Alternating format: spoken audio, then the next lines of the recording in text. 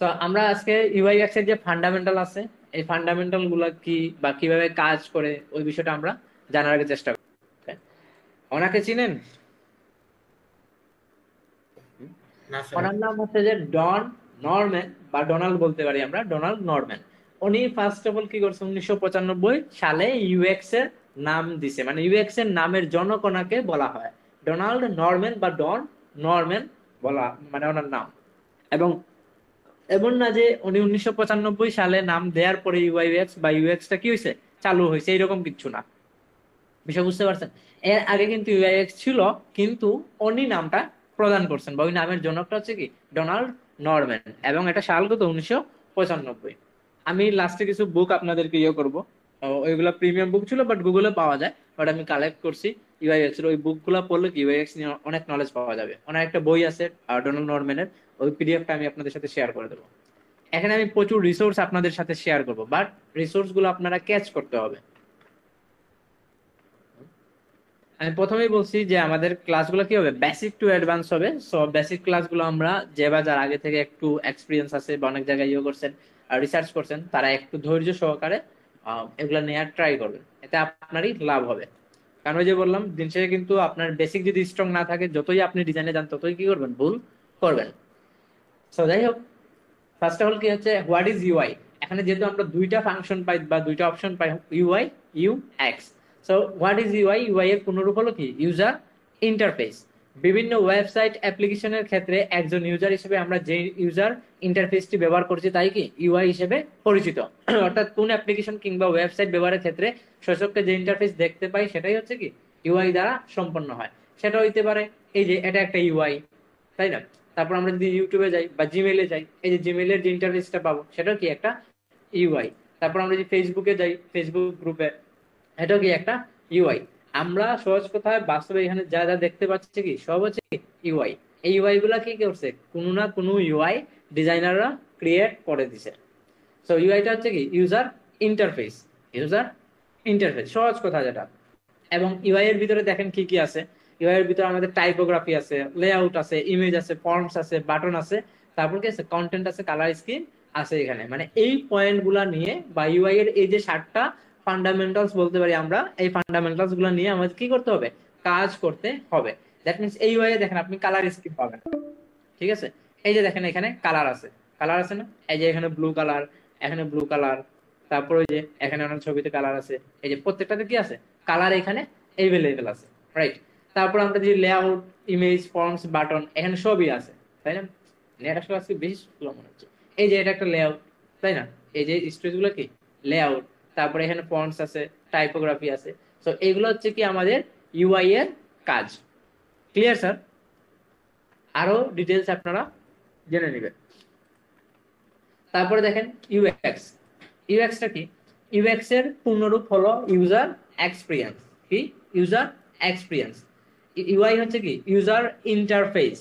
মানে আমরা যে কোনো থিমের হইতে পারে, যে কোনো মোবাইলের হইতে পারে, কম্পিউটারের হইতে পারে, যে কোনো ওয়েবসাইটের হইতে পারে, ফার্স্টে যে লুকটা আসে আমাদের সামনে বা যে ইন্টারফেসটা আছে ওইটাকে আমরা কি বলতে পারি, ইউআই বলতে পারি।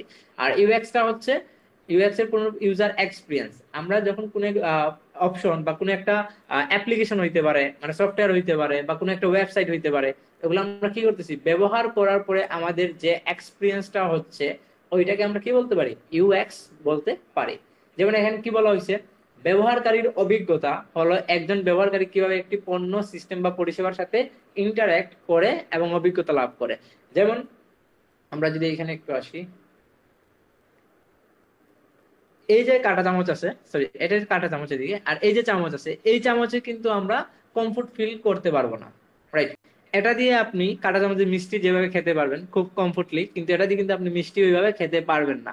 তাইলে এটার মানে মিষ্টি খাওয়ার ক্ষেত্রে, মানে জাস্ট মিষ্টি খাওয়ার অপশন যদি আমরা এটাকে ইউজ করি, তাহলে কি এটার ইউএক্সটা অনেক ব্যাড হবে, তাই না? এটা হচ্ছে ইউজার এক্সপিরিয়েন্স এর বিষয়। এখন এটা রিয়েল প্রোডাক্টে হইতে পারে, এটা অ্যাপ্লিকেশনে হইতে পারে, এটা যে কোনো কিছুতে হইতে পারে যে কি আমাদের ইউএক্সটা অনেক সময় গুড হয়, অনেক সময় ব্যাড হয়। সো ইউএক্সটা আমরা ক্লিয়ার স্যার? জাস্ট আমি সংজ্ঞাটা ক্লিয়ার করতেছি। ইউএক্স এর অনেক লস আছে, সামনে এগুলো গেলে আমরা পাবো। তারপরে দেখেন ইউএক্স এর ফান্ডামেন্টাল কয়টা, 7টা। ইউএক্স এর ফান্ডামেন্টাল কয়টা, 7টা। এগুলো নোট করবেন, ঠিক আছে? আমার কথা হচ্ছে যে ক্লাসের বাইরে আপনাকে আবার কেন 2 ঘন্টা দিতে হবে ভিডিও দেখে? আপনি মনোযোগ ওইভাবে রাখেন যেন ক্লাস করার পরে আপনাকে আবার কি না করতে হয়, যে আমাকে আবার 2 ঘন্টা ফুল ভিডিও দেখতে না হয়। তাহলে ক্লাসে আপনার 2 ঘন্টার সময় লস, বা ওইদিকে আরো 2 ঘন্টা সময়, মানে টোটাল 4 ঘন্টা আপনি এক ক্লাসের জন্য দিয়ে দিবেন না। আপনি ক্লাসে সবগুলো ক্যাচ করার ট্রাই করেন। হয়তোবা আপনার ভিডিও দেখবেন কত, 10% 20%, সেটা হইতে পারে 15-20 মিনিট বা আধা ঘন্টা ম্যাক্স। তাহলে আপনার 2 আর ওইদিকে হাফ ঘন্টা, মানে 2.5 ঘন্টা আপনার টোটাল সময় যাবে একটা ক্লাসে। এইভাবে আপনি টাইমটাকে সেভ করা ট্রাই করেন। তো ইউএক্স এর ফান্ডামেন্টাল কয়টা, যদি কেউ আপনি আস্ক করেন, সেটা আমাদের কয়টা, 7টা: ইউজফুল, স্যাটিসফাইবল, তারপর কনভিনিয়েন্সিয়াল, এটাকে আমরা ইয়ে বলবো, ক্রেডিটেবল আছে, ডিজারেবল আছে, অ্যাক্সেসিবল, ভ্যালুয়েবল। এগুলো আমরা প্রত্যেকটা এক্সপ্লেইন করবো এবং প্রত্যেকটা পয়েন্ট আমাদের প্রয়োজন হবে। তারপর দেখেন, ইউএক্স এর পরে আমাদের আরেকটা বিষয় আছে, সেটা হচ্ছে কি প্রোডাক্ট ডিজাইনার। মানে ইউআই ইউএক্স ডিজাইনারদেরকে আবার প্রোডাক্ট ডিজাইনার বলা হয়। আবার প্রোডাক্ট ডিজাইন কিন্তু ইউআই ইউএক্স এর একটু উপরের ধাপ, এটা সবসময় মাথায় রাখবেন। ইউআই ইউএক্স একটা বিষয়, ইউআই ইউএক্স ডিজাইনার একটা বিষয়, এবং প্রোডাক্ট ডিজাইনার অন্যতম, মানে আরেকটা বিষয়। কিন্তু দুইটাই কি অনেকটা রিলেটিভ। সো এখানে যদি আমরা দেখি, প্রোডাক্ট ডিজাইন হচ্ছে এমন একটি প্রক্রিয়া যার মাধ্যমে একজন ডিজাইনার ব্যবসায় ও ইউজারদের চাহিদা বুঝে সেই চাহিদাকে ব্যবসার লক্ষ্য এবং উদ্দেশ্যের সামঞ্জস্যতা বজায় রেখে প্রোডাক্ট তৈরি করেন, এবং তৈরি করা প্রোডাক্টের ইউজার এক্সপিরিয়েন্স আরো সহজ, সাবলীল ও বৈধতা প্রমাণ করার লক্ষ্যে প্রতিনিয়ত কাজ করে থাকেন। সহজ কথা হচ্ছে যে একজন ইউএক্স ডিজাইনার যখন একটা প্রোডাক্ট লঞ্চ করে, এখন এই প্রোডাক্টটা হইতে পারে অনলাইন, অফলাইন, ঠিক আছে? লাইক একজন মুদি দোকান, একজন মুদি দোকানদারের যে প্রোডাক্ট গুলা কি হইতে পারে, চাল হইতে পারে, ডাল হইতে পারে, এগুলা তার কি প্রোডাক্ট, রাইট? তো ওই প্রোডাক্ট গুলো আপনি কি করলেন, যে আপনি অ্যাপের মাধ্যমে সেল করা ট্রাই করলেন, ঠিক আছে? বা ওই তার মধ্যে লাইক আমরা বলতে পারি যে ই কমার্স ওয়েবসাইট। তো ই কমার্স ওয়েবসাইটে আপনি কি করলেন, একটা আমরা, আচ্ছা এটাকে আমি একটু সুন্দর করে বলি, যদি প্রোডাক্ট ডিজাইনার, আমরা তো বিকাশ চিনি না? হুম, সবাই জি sir. Yes, sir. Product designer বিষয়টা বোঝা ট্রাই করবেন। এটা কিন্তু ইউআই এক্স থেকে একটু ডিফারেন্ট। সব বিকাশে প্রথমে কি ছিল, প্রথমে কিন্তু ওই যে *247# দিয়ে আমরা কি করতাম, এটা ক্যাশ আউট করতাম, সেন্ড মানি করতাম, ওইভাবে করতাম না আমরা? তারপর কি হইলো দেখেন, ওই সময় কিন্তু অন্যান্য কি ছিল, ওই যে এটা কি বল, মোবাইল ব্যাংকিং কিন্তু অ্যাপ ছিল, ছিল না যে এরকম ইয়ে না। কোন ব্যাংকের, যমুনা ব্যাংক বা ওইরকম কোন মানে ব্যাংকের ইয়ে ছিল যে মোবাইল ব্যাংকিং অ্যাপ, মোবাইলের মাধ্যমে কি করা যায়, ট্রানজাকশন করা যায় বা ক্যাশ আউট এগুলো করা যায়। কিন্তু প্রথমে যেমন বিকাশ ছিল, বিকাশে তারা 247# বা এটাকে আমরা কি বলি, মোবাইলে ইউএসডি মনে সিস্টেম বা এরকম কিছু একটা বলে, ইউএসএসডি মনে হয়। তো ওই সিস্টেম অনুযায়ী দেখলো যে তারা কি ইউজারদের অনেক প্রবলেম হচ্ছে। কি কি কি প্রবলেম হচ্ছে, আপনি প্রথমে ডায়াল করতে হচ্ছে, তারপর হচ্ছে ডায়াল করার পরে আপনি কি করলেন, ওই যে আপনার নাম্বার তুললেন, তারপর হচ্ছে যে আপনি কোন অপশন মানে ইউজ করবেন, তারপর আপনি কত টাকা পেমেন্ট করবেন, তারপর আপনি পিন দিবেন, তারপর আপনি সাবমিট করবেন। আবার আপনি যদি ওই অপশনে রেখে আপনি যদি অন্য কোনো অপশনে যাইতেন, মানে মোবাইল থেকে, ওই যে অ্যান্ড্রয়েড মোবাইল থেকে, তখন আবার কি করা লাগতো, প্রথম থেকে আবার 247# দিয়ে ট্রাই করা লাগতো। এরকম ছিল না প্রথমে বিকাশের সিস্টেমটা? হুম, এই যে বিষয়টা, এই বিষয়টা কিন্তু বিকাশ খুব ভালোভাবে উপলব্ধি করছে যে আমাদের প্রবলেম কোন কোন জায়গায়। আমাদের প্রবলেম হচ্ছে এই পয়েন্ট গুলাতে, মানে ইউজার এক্সপিরিয়েন্স গুলো ব্যাড হচ্ছে ওই জায়গাগুলো। যেমন ওই যে আমরা যখন 247# প্লেস করে, আচ্ছা আমি যদি এটা এখানে এক্সাম্পল পাবো কিনা আমি দেখি। বিকাশ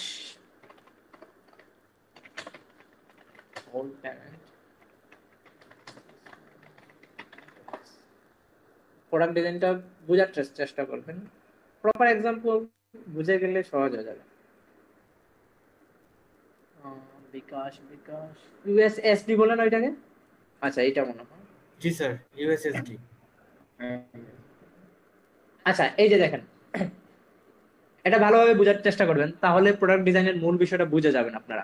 মানে প্রোডাক্ট ডিজাইনার কে বা কারা, আর কেনই বা ইউএক্স ডিজাইনারদের প্রোডাক্ট ডিজাইনার বলা হয়। যেমন এখানে আমরা কি করতাম, প্রথমে 247# দিয়ে ট্রাই করতাম, তারপরে যে অপশন আসতো কি, সেন্ড মানি, বাই, কোনটা করবেন, তারপর নাম্বার, তারপর হচ্ছে কি অ্যামাউন্ট, তারপর পিন নাম্বার, তারপর আবার এখানে কি দিছে, ক্লাসটা না কাউন্টার নাম্বার, তারপর হচ্ছে কি পেমেন্ট, তারপর হচ্ছে মানে 8টা ধাপ, 7-8টা ধাপে কি হইতো, এটা আমার কমপ্লিট হইতো। এখন বিকাশ দেখছে যে এটা তো মানে পাবলিকদের জন্য ইউজার এক্সপিরিয়েন্স অনেকটা ব্যাড হচ্ছে, যে যে ইউজার এক্সপিরিয়েন্স গুলো ওরা ব্যাড পাইছে, ওইগুলাকে তারা কি করছে, সলিউশন করে তারপর কিন্তু অ্যাপ নিয়ে আসছে। এখন এই অ্যাপ কিন্তু একটা প্রোডাক্ট, বিষয় বোঝার চেষ্টা করেন, কিন্তু অ্যাপ কিন্তু একটা প্রোডাক্ট, বিষয় বুঝতে পারছেন স্যার? এখন প্রোডাক্ট কিন্তু দুই টাইপ হবে। প্রোডাক্ট কয় টাইপ হবে? দুই টাইপ। একটা হবে রিয়েল লাইফ প্রোডাক্ট, আর একটা হবে কি virtual product. Real life product কোনগুলা? ওই যে মুদির দোকানের ডিম, আলু, তরকারি, এগুলো হচ্ছে কি মানে রিয়েল লাইফ প্রোডাক্ট, বুঝতে পারছেন? আর ভার্চুয়াল প্রোডাক্ট হচ্ছে যে কোনো একটা কোম্পানির বা যে কোনো কিছুর আপনি কি করছেন, অ্যাপ ডিরেক্টলি ওইটাকে ক্রিয়েট করছেন বা আপনি এই সিস্টেমটা দাঁড় করাইছেন, এটা হচ্ছে কি ভার্চুয়াল ডিজাইনারদের যে কাজটা। তো এইটা হচ্ছে যে আমাদের যে প্রোডাক্ট ডিজাইনারদের কাজ, যে প্রোডাক্ট ডিজাইনাররা কি করতেছে, যে আমাদের অনলাইন এবং অফলাইন মানে ভার্চুয়াল আবার অফলাইনে কি করতেছে, তারা প্রোডাক্টের ডিজাইন করতেছে কোনো একটা অ্যাপের মাধ্যমে, কোনো একটা ওয়েবসাইটের মাধ্যমে। বিষয়টা ক্লিয়ার আমরা? স্যার প্রোডাক্ট ডিজাইনারদের কাজ। জি স্যার, ক্লিয়ার স্যার। হুম। কারো কোনো প্রশ্ন থাকলে বলতে পারেন, আমি ক্লিয়ার করতেছি। আর আর নইলে আমি সামনে যাব।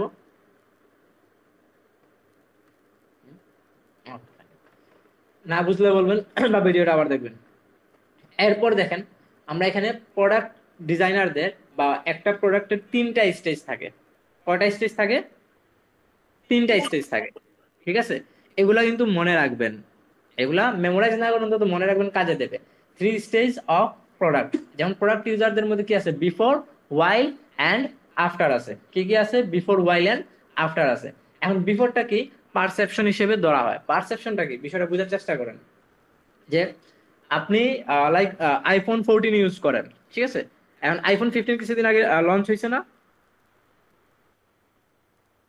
রেসপন্স করবেন, অ্যাপস করলে জি সেটা স্যার। রেসপন্স করবেন। কিছুদিন আগে কি হয়েছে? আইফোন 15 লঞ্চ হয়েছে। তো যারা আইফোন 14 এর ইউজার, তাদের মনে কি আছে? একটা আকাঙ্ক্ষা আছে। কি আছে? একটা আকাঙ্ক্ষা আছে। এটাকে বলা হয় যে পারসেপশন বা বিফোর, ঠিক আছে? যে কোনো প্রোডাক্ট লঞ্চ হওয়ার আগে পাবলিকদের মনে কি থাকে বা ওই ইউজারদের মনে একটা আকাঙ্ক্ষা থাকে বা পারসেপশন থাকে, যেটা দ্বারা তারা উপলব্ধি করতে পারে যে ওই প্রোডাক্টটা আসলে ভালো হবে। বা মনে করেন আইফোন 14 এ কি ছিল, যে ইউজার ইন্টারফেসটা একটু ডিফিকাল্ট ছিল, আইফোন 15 এ ওই ইউজার ইন্টারফেসটা একটু ইজি হবে।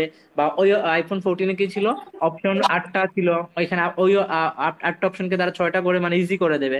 ওই যে একটা আকাঙ্ক্ষা তৈরি হওয়া বা উপলব্ধি তৈরি হওয়া, ওইটাকে বলা হয় কি, যে বিফোর বা পারসেপশনস। Clear sir?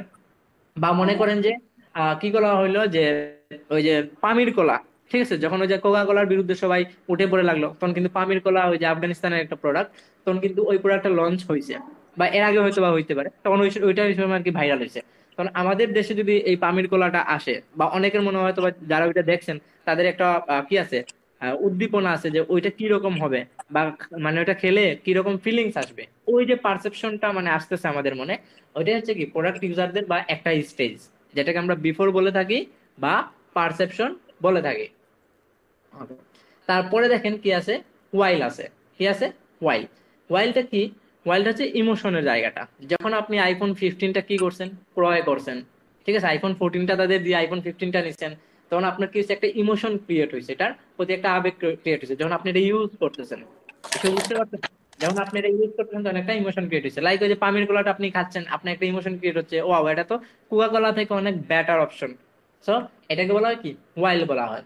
তারপর দেখেন আফটার। কি আছে? আফটার আছে। এটা হচ্ছে এক্সপিরিয়েন্স।